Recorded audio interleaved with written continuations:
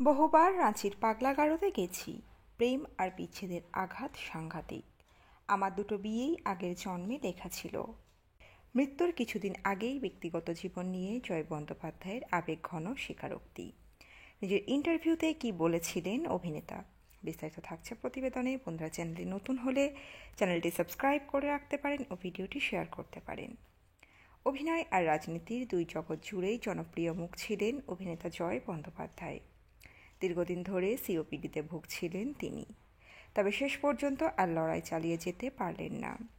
গত 15ই আগস্ট শারীরিক অবস্থার অবনতি হওয়ায় তড়িঘড়ি তাকে হাসপাতালে ভর্তি করা হয়। চিকিৎসকেরা সাধ্যমতো চেষ্টা করলেও 17ই আগস্ট তাকে ভেন্টিলেশনে দিতে হয়। অবশেষে 62 বছর বয়সে নিভে গেল তার জীবনের আলো। অভিনেতার ব্যক্তিগত জীবনও ছিল একেবারে সিনেমার মতো ওঠানামায় ভরা।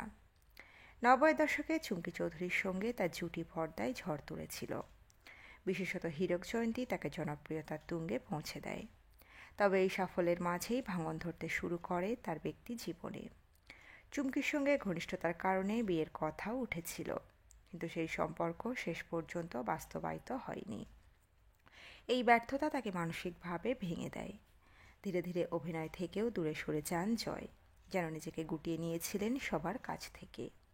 এরপর তার জীবনে আসে নতুন অধ্যায়। অনন্যা বন্দ্যোপাধ্যায়কে ভালোবেসে তিনি প্রথমে সংসার শুরু করেন, তবে সেই সম্পর্কের পরিণতি হয় বিচ্ছেদ। আবার দ্বিতীয়বার বিয়ে করেন অঙ্কিতা ব্যানার্জিকে। জীবনের একাধিক সম্পর্ক ভাঙন তাকে আরও ভেতরে ক্ষতবিক্ষত করে দিয়েছিল। তবুও তিনি মানতে চাইতেন যে এই সবই ভাগ্যের লিখন। মৃত্যুর কিছুদিন আগে এক সাক্ষাৎকারে নিজের বিবাহিত জীবনকে পূর্বজন্মের নিয়তি বলেও উল্লেখ করেছিলেন তিনি।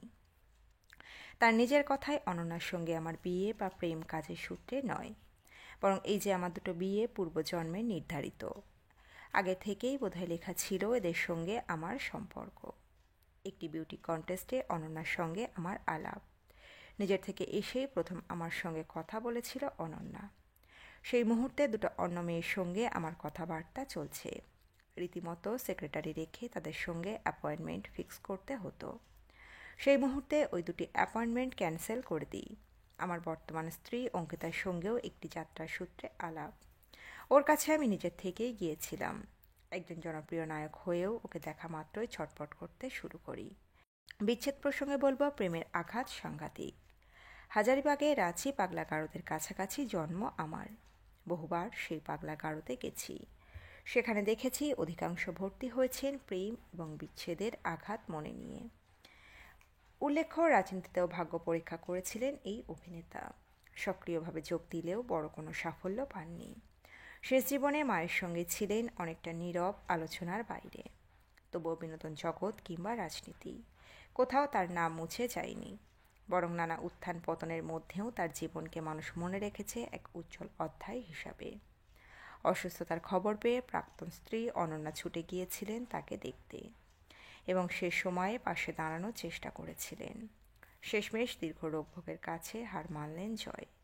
তো বন্ধুরা, এই প্রতিবেদনে ছিল এতটুকুই। দ্রুত ফিরে আসছি এরকমই নতুন কোনো প্রতিবেদন নিয়ে।